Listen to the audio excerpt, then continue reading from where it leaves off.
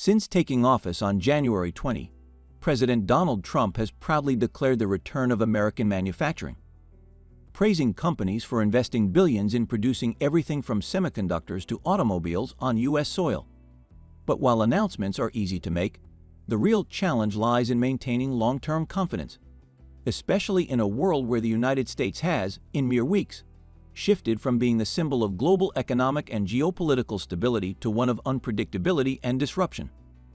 Perhaps no one captured this shift more bluntly than European Commission President Ursula von der Leyen, who recently said, "The West as we knew it no longer exists." Her words echo a growing sentiment around the globe. The U.S. is no longer the only player that matters in international trade. Yes, America is still the world's largest economy, with a GDP nearing $30 trillion. But China is close behind at $18 trillion, and the European Union, combined, has a GDP around $19 trillion.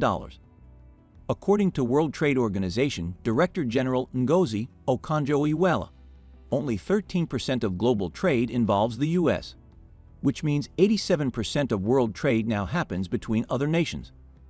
This changing dynamic comes amid Trump's aggressive trade policies, where he continues to argue that foreign countries have been ripping off the United States for years.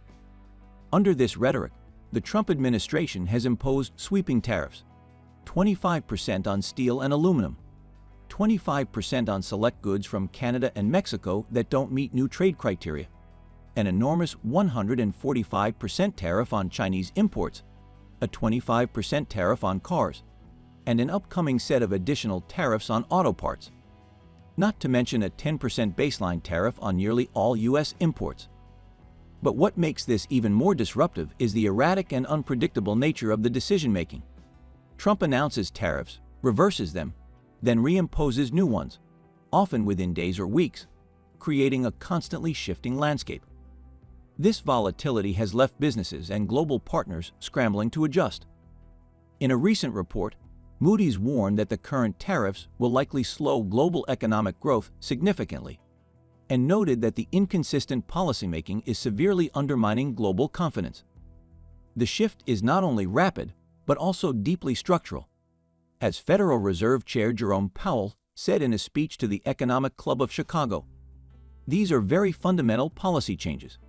There isn't a modern experience of how to think about this." His comments triggered a market downturn, with investors rattled by the idea that even the Fed chair seems unsure of the path forward. The reaction from Trump was, predictably, aggressive. Lashing out on social media and writing, "Powell's termination cannot come fast enough." Meanwhile, the real-world consequences of these trade disruptions are being felt by both corporations and consumers. American tech giants like NVIDIA, major exporters like Boeing, and even average consumers shopping on platforms like Temu and Shein are already facing the ripple effects. China, for its part, has been steadily diversifying its trade relationships since the first U.S.-China trade war under Trump's previous term. According to Sheng Leiyun of China's National Bureau of Statistics, China's exports to the U.S. have declined from 19.2% of its total exports in 2018 to just 14.7% in 2024. Beijing has turned its attention towards strengthening trade ties with the European Union, despite past tensions over cheap exports and trade imbalances. When asked about China's expanding ties with traditional U.S. allies, Trump shrugged off the concern, insisting, "Nobody can compete with us. Nobody." But many countries are already pivoting. In Canada, for instance, citizens have begun canceling trips to the U.S. in protest of the tariffs.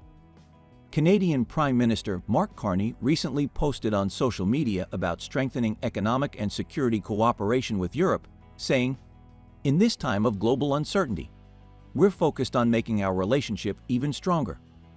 Von der Leyen echoed this sentiment, saying more countries, including Canada, Mexico, and India, are eager to deepen their relationships with the EU.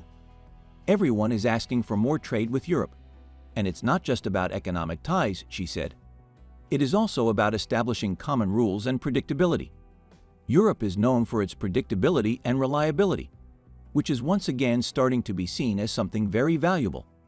Christine Lagarde, head of the European Central Bank, also urged for greater European unity, telling French radio that the moment has come for Europe to take its destiny into its own hands.